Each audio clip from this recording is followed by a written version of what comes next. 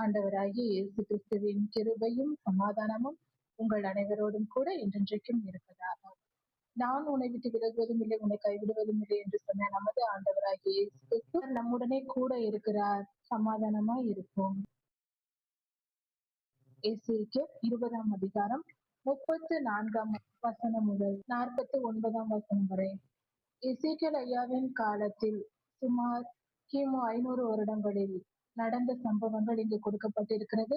இஸ்ரவேலர்கள் என்னென்ன பாவம் செய்தார்கள் என்று கர்த்தர் எசேக்கியேல் ஐயாவுக்கு வெளிப்படுத்தி சொன்ன காரியங்கள் இங்கு கொடுக்கப்பட்டிருக்கிறது. கர்த்தர் அவர்கள் மேல் கோபம் கொண்டு இவர்கள் செய்த பாவங்களை வெளிப்படுத்துகிறார். இஸ்ரவேலர்கள் என்ன பாவம் செய்தார்கள் என்று. ஏனென்றால் முன்னோர்கள் செய்த பாவங்கள் அந்த பிள்ளைகளுக்கு தெரியாதல்லவா.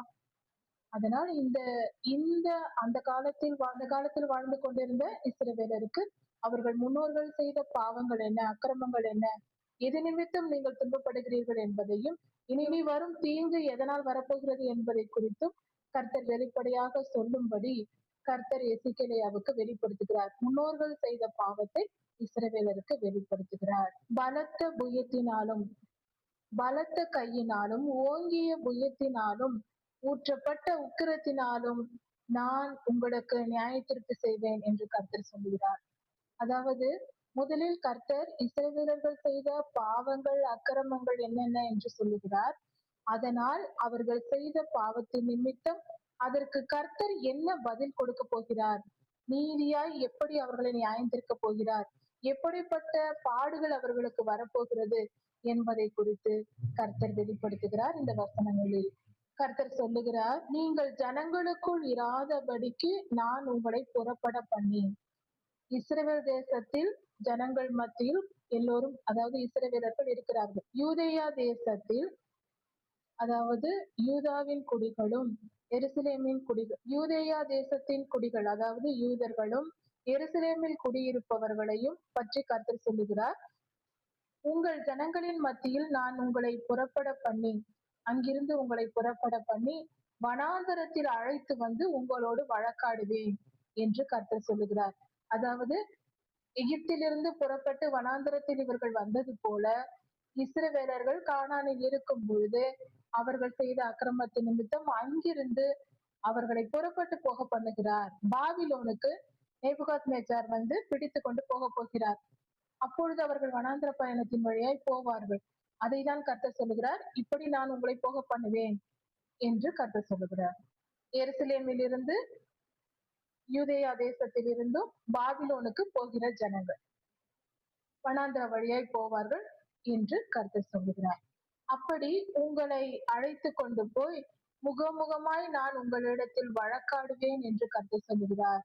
இப்படி செய்தீர்களே என்று கர்த்தர் வழக்காடுவாராம். முகமுகமாய் சந்தித்து வழக்காடுவேன் என்று கர்த்தர் சொல்லுகிறார். எகிப்து தேசத்தின் வனாந்தரங்களில் நான் உங்கள் பிதாக்களோடு வழக்காடியது போல உங்களோடும் வழக்காடுவேன் என்று கர்த்தர் சொல்லுகிறார். எருசலேமிலிருந்து புறப்பட்டு பாபிலோனுக்கு போகும் வழியில் இந்த காரியம் நடக்கும். நான் உங்களை கோலின் கீழ் செல்லும்படி செய்து உங்களோடு உடன்படிக்கை செய்து உடன்படிக்கையின் கட்டுக்கு உட்படுத்தி கலகக்காரரையும் துரோகிகளையும் உங்களை விட்டு பிரித்து போடுவேன் என்று சொல்லுகிறார். இதில் 4 காரியங்கள் கர்த்தர் சொல்லியிருக்கிறார். ஒவ்வொன்றாக கவனிப்போம். முதலில் கோலின் கீழ் நடத்தி என்று, கோலின் கீழ் செல்லும்படி செய்து என்று. இதன் பொருள் என்னவென்றால், ஆடு மேய்ப்பர்கள் செய்கிற செயல் இது. அதாவது ஆடுகளை கூட்டி சென்று காலை நேரத்தில் மேய்க்க செல்வார்கள். மேய்த்து முடித்து அது மாலையில் தன் தங்கும் இடத்திற்கு வரும். அந்த ஆடுகள் தங்கும் இடத்தை ஒரு சிறிய முட்களால் ஒரு வீடு போல, அது சுவர் போல எழுப்பி அதை வைத்திருப்பார்கள். படல் போல கட்டி ஒரு பாதுகாப்பான நரிகளோ மற்ற மிருகங்களோ வந்து இரவில் ஆடுகளை பிடித்துக் கொள்ளாதபடி பாதுகாப்பான அவைகள் தங்கும் இடத்தை ஏற்படுத்தி வைத்திருப்பார்கள். அந்த தங்கும் இடத்திற்கு, ஆடுகள் தங்கும் இடத்திற்கு போவதற்கு முன்பாக அந்த இடத்தில் மேய்ப்பர்கள் அந்த வாசலில் நிற்பார்கள். சிறிய இடம் இருக்கும், மிக சிறிய இடம். ஒரு ஆடு மட்டும்தான் அந்த பாதையில் செல்ல முடியும். அந்த அளவுக்கு குறுகிய வாசலாய் இருக்கும். ஏனென்றால் அதில் காரணம் உண்டு. ஏனென்றால் அந்த குறுகிய வாசலின் அருகே இந்த மேய்ப்பர்கள் கோலை வைத்துக் கொண்டு நின்று கொள்வார்கள்.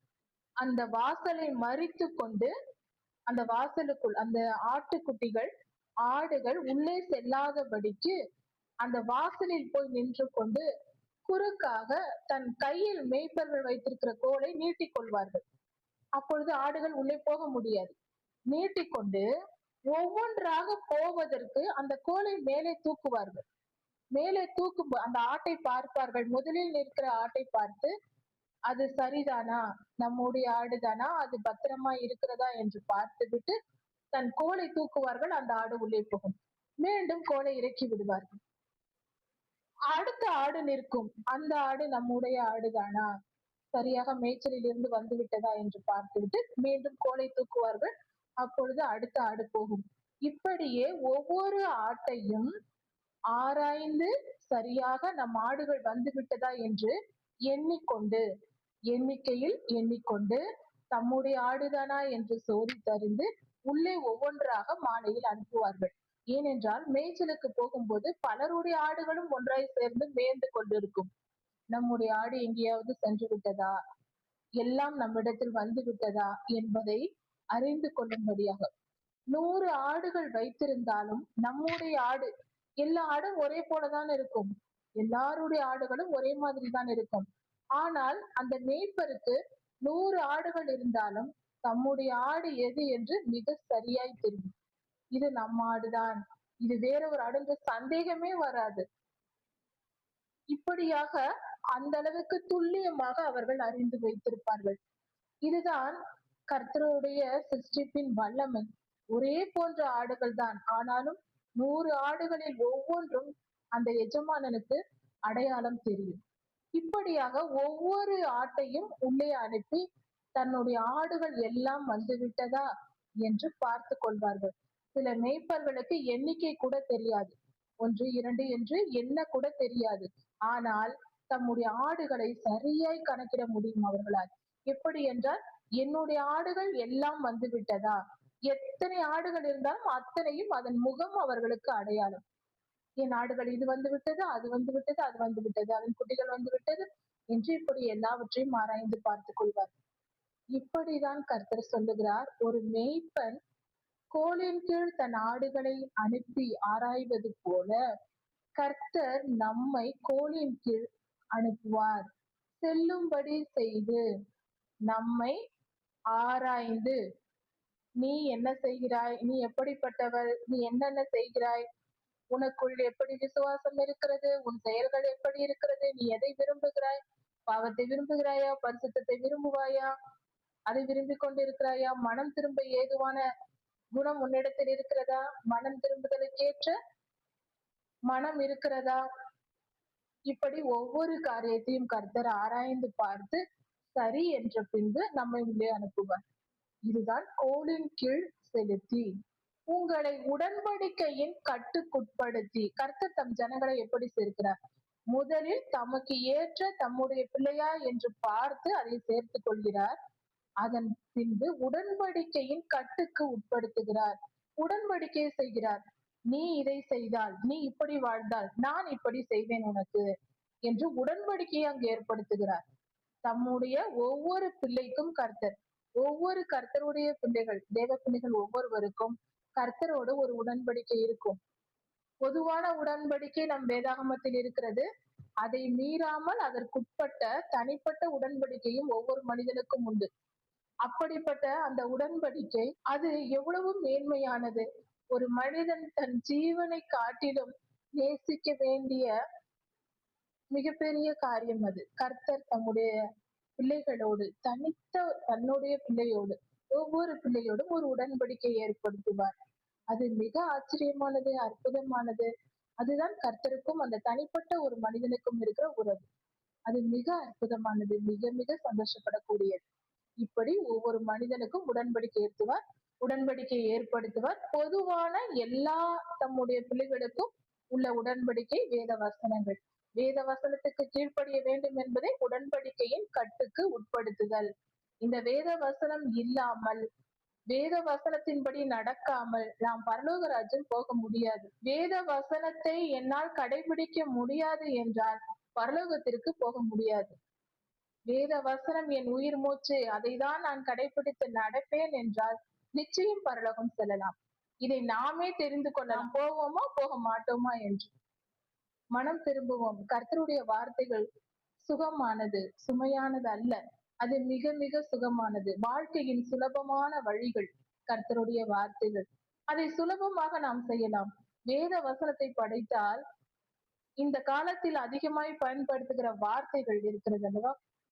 டென்ஷன், பிபி, குழப்பம், எரிச்சல், கோபம், தவிப்பு, தத்தளிப்பு, இப்படி பல. இப்படி எத்தனையோ வார்த்தைகள். இந்த வார்த்தைகளுக்கும் நமக்கும் சம்பந்தம் இருக்காது. வேத வசனத்தை படித்து அதன்படி நாம் நடக்கும்போது நமக்கு இப்படிப்பட்ட குழப்பமான மனநிலையும் என்ன செய்வோம் என்ற தவிப்பும் இருக்கவே இருக்காது.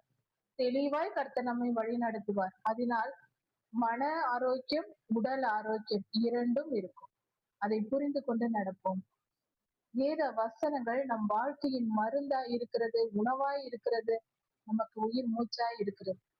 வேத வசனத்தை இறுக பற்றி கொண்டு நாம் தியானிக்க வேண்டியது மிக மிக அவசியம். வேத வசனத்தை பிடித்து கொண்டவர்களே உண்மையான ஞானிகள். கர்த்தருடைய வசனத்தை உதாசீனப்படுத்திவிட்டு வசனத்தை ஏற்றுக்கொள்ளாமல் அதன்படி நடக்காமல் உலக ஞானம் அத்தனையும் பெற்றிருந்தாலும் அதனால் பலன் அல்ல, ஒரு பலனும் இல்லை. இப்படி கர்த்தர் உடன்படிக்கையின் கட்டுக்குட்படுத்துகிறார். கோலின் கீழ் நடத்துவது போல, அதாவது செலக்ட் செய்கிறார். முதலில் யார் இவர்கள் நம்முடைய பிள்ளைகள், எனக்கு இவர்கள் தேவை என்று தெரிந்து கொள்கிறார். அதன் பின்பு நமக்குள் உடன்படிக்கையை ஏற்படுத்தி நீதி நியாயங்களின்படி நம்மை அந்த பாதையில் நடத்துகிறார். அவருடைய வழிகளில் நம்மை நடத்துகிறார்.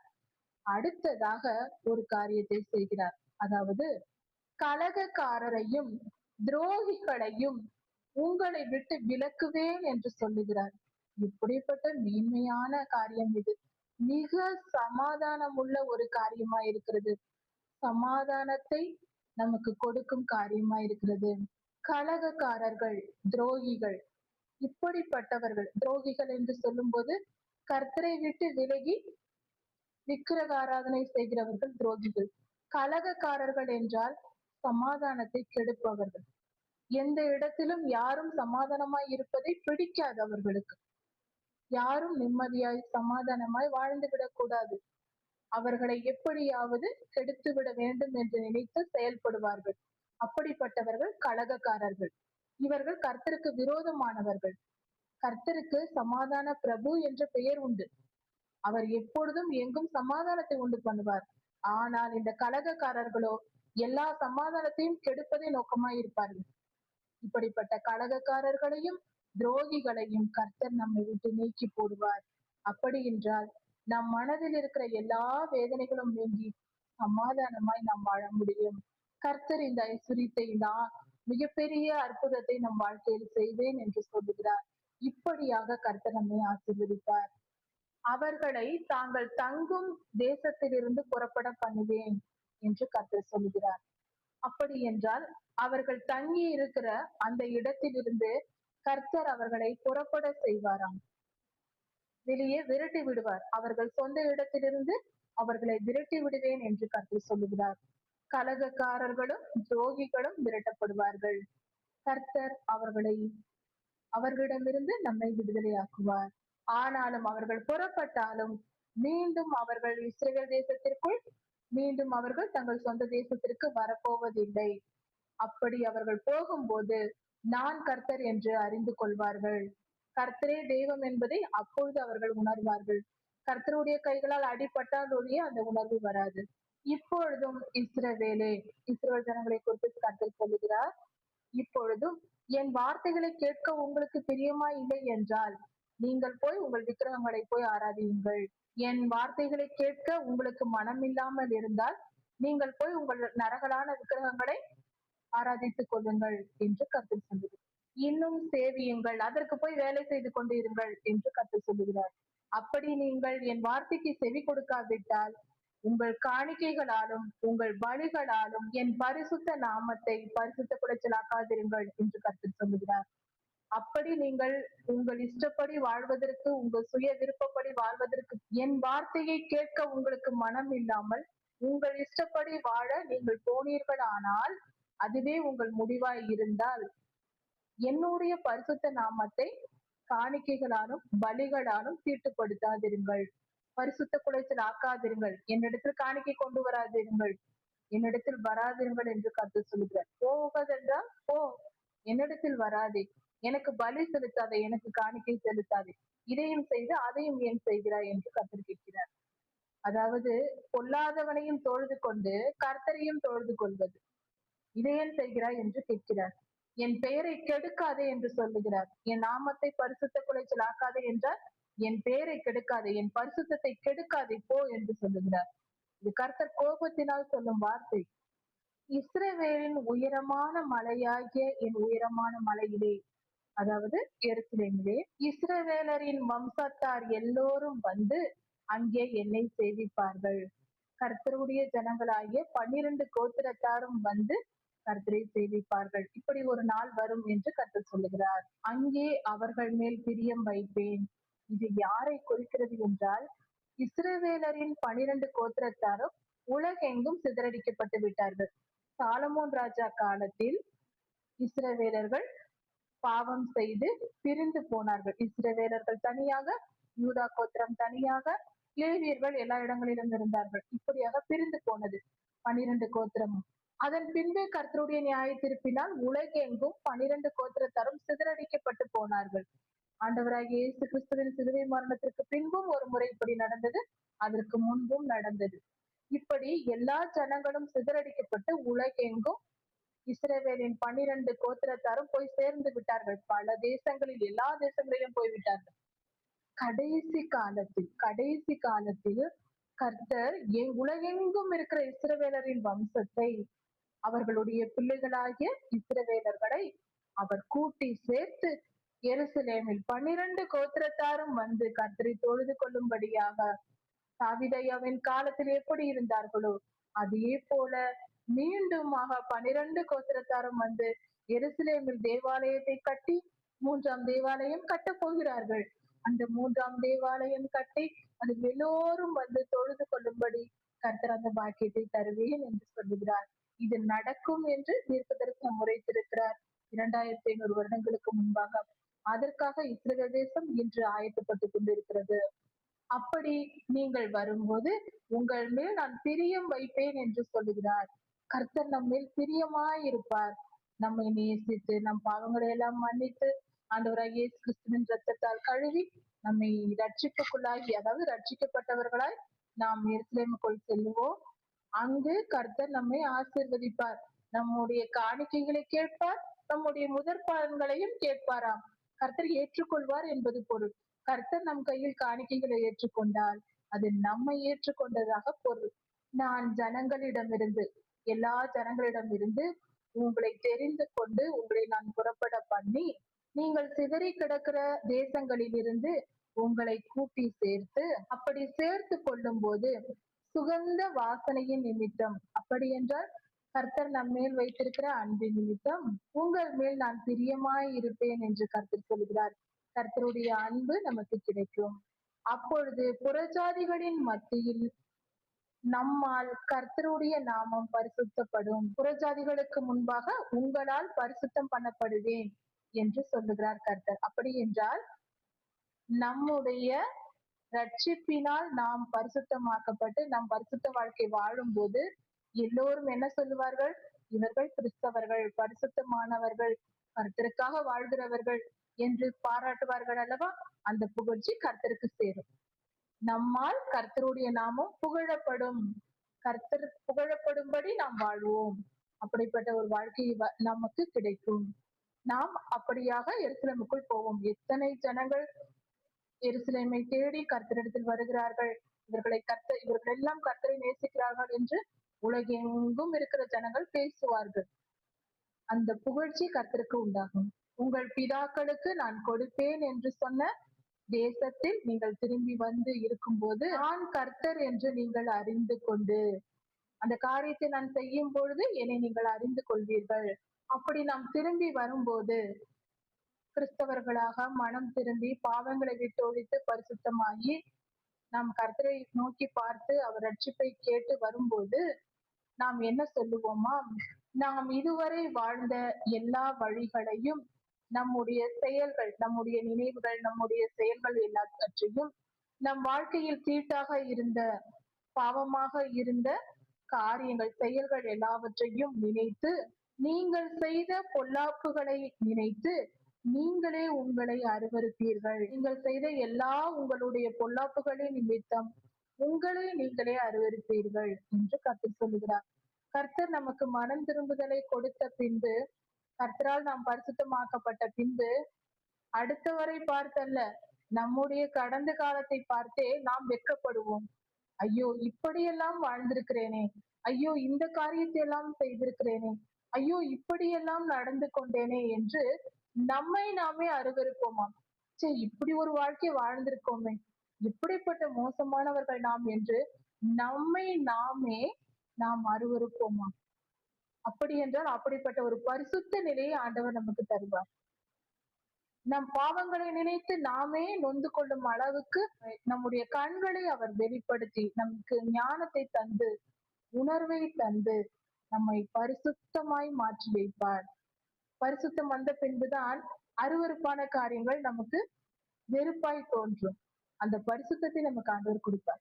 கர்த்தர் சொல்லுகிறார், இஸ்ரவேல் வம்சத்தாரே, உங்கள் பொல்லாத செயல்களின் நிமித்தமும் நீங்கள் செய்கிற பொல்லாத செயல்கள், தவறான செயல்கள், உங்கள் பொல்லாத வழிகளுக்கு தக்கதாகவும் பொல்லாத கிரியைகளுக்கு தக்கதாகவும் உங்கள் செயல்களுக்கு தக்கதாகவும் தவறான வழிகள், தவறான செயல்கள், இப்படிப்பட்ட உங்களுடைய செயல்களுக்காகவும் வழிகளுக்காகவும் அதற்கு ஏற்ற பலனை நான் உங்களுக்கு செய்யாமல், நீங்கள் செய்த பாவங்களுக்கெல்லாம் நான் நியாயத்தீர்ப்பு கொடுக்காமல், உங்கள் வழிகள் உங்களுடைய செயல்களுக்கெல்லாம் சரியாய் கணக்கிட்டு கணக்கு தீர்க்காமல் உங்கள் மேல் நான் கிருபையாய் இருந்து உங்களை மன்னிக்கும் போது நான் கர்த்தர் என்று அறிந்து கொள்வீர்கள் என்று கர்த்தர் சொல்கிறார்.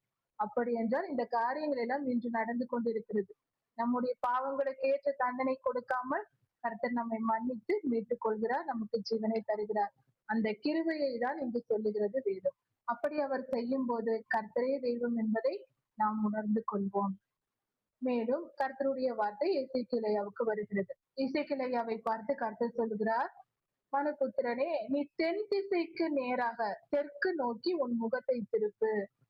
தெற்கு திசைக்கு விரோதமாக உன் வசனத்தை கொடுத்து அதற்கு விரோதமாக நீ பேசு என்று கர்த்தர் சொல்லுகிறார். வயல்வெளியின் காட்டுக்கு விரோதமாக தீர்க்க தரிசனம் உரை என்று கர்த்தர் சொல்லுகிறார். தென் திசை காட்டை நோக்கி நீ பேசு. இதோ உன்னில் நான் அக்கினியை கொளுத்துவேன் என்று சொல். அதில் உன்னில் உள்ள பச்சையான மரங்களும் போன சகல மரங்களும் பட்சிக்கும். அந்த அக்கினி வந்து பட்டு போன மரங்களையும் பச்சையான மரங்களையும் அழித்து போடும்.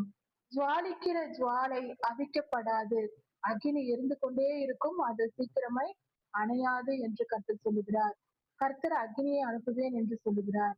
தெற்கு துவங்கி வடக்கு மட்டும் இருக்கிற தேசம் எல்லாம் அதனால் வெந்து போகும். இது பூமியில் நடக்க போகிற தென் திசை தொடங்கி வடதிசை வரைக்கும் அழிவை உண்டாக்கக்கூடிய மிகப்பெரிய காரியம் வரப்போகிறது. அதைதான் கர்த்தர் இங்கு சொல்லுகிறார். கர்த்தராகிய நான் அதை கொளுத்தினேன் என்று எல்லா மாம்சமும் காணும், எல்லா மனிதர்களும் அறிந்து கொள்வார்கள். அது அந்த அக்கினி அவிக்கப்படுவதில்லை, எரிந்து கொண்டே இருக்கும் என்று சொல் என்றார். இதை கேட்டதும் எசேக்கியேல் ஐயா சொல்லுகிறார், அதாவது அக்கினி வந்து பட்சித்து போடும் என்று கர்த்தர் சொல்லுகிறார். அதற்கு பதிலாக கர்த்தர் சொல்லுகிறார், அதற்கு பதிலாக எசேக்கியேல் ஐயா சொல்லுகிறார், கர்த்தாவே, இந்த ஜனங்கள் எல்லாம் என்னை ஊமையாக அல்லவா பேசுகிறார் என்று சொல்லுகிறார்கள். ஊமையினால் பேசுகிறார், ஏதேதோ ஊமையால் சொல்லிக் கொண்டிருக்கிறார் என்று சொல்லுகிறார்களே என்று எசேக்கியேல் ஐயா கர்த்தரிடத்தில் கேட்கிறார். என் வார்த்தைகளை இவர்கள் ஏற்றுக்கொள்வதில்லை, ஊமைகளாக பேசுகிறேன் என்று குறை சொல்லுகிறார்கள், குற்றப்படுத்துகிறார்கள். எப்பொழுதும் கர்த்தருடைய பிள்ளைகள் மேல் குற்றப்படுத்துகிறவர்கள் ஒரு கூட்டத்தார் இருப்பார்கள். அதைதான் கர்த்தர் இங்கு வெளிப்படுத்துகிறார். இப்படியாக எசேக்கியேலையா மேலும் குற்றப்படுத்திக் கொண்டே இருந்திருக்கிறார்கள். அதைதான் இங்கு எசேக்கியேலையா கர்த்தரிடத்தில் சொல்லுகிறார். இப்படியாக கர்த்தர் அவர்களுக்கு எசேக்கியேலையா மூலமாக இஸ்ரவேலர்கள் செய்த பாவத்தையும் அவர்கள் செய்த அக்கிரமத்தையும் வெளிப்படுத்தி, அதனால் கர்த்தர் அவர்களுக்கு கொடுக்க போகிற நியாய தீர்ப்பையும் வெளிப்படுத்தினார். இப்படியாக காரியங்கள் நிறைவேறிற்று. இதன் மூலம் நாமும் பாவம் செய்யாமல் கர்த்தருக்கு கீழ்ப்படிந்து பரிசுத்தமாய் வாழ வேண்டும். இல்லை என்றால் மிகப்பெரிய தீங்குகள் வரும் என்ற பாடத்தை கற்றுக்கொள்கிறோம். கர்த்தர் உங்களை ஆசீர்வதிப்பாராக. இதன் தொடர்ச்சியை அடுத்த செய்தியில் பார்க்கலாம். ஆண்டவராகிய இயேசு கிறிஸ்து சீக்கிரமாய் வரப்போகிறார். அவருடைய வருகைக்கு நாம் ஆயத்தப்படுவோம். மாரநாதா.